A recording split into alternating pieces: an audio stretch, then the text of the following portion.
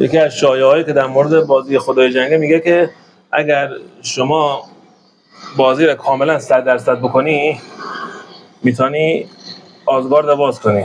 اول اینکه ما نشان بدیم ای 100%. دیگه باید بگم میدگار 100%، یوتولمای 100%، 100% همه 100.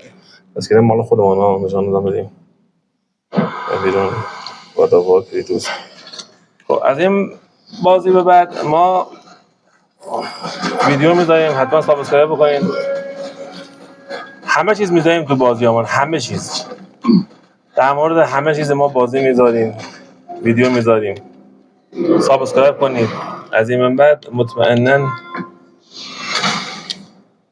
بهتون کانال خوبی معرفی میکنیم.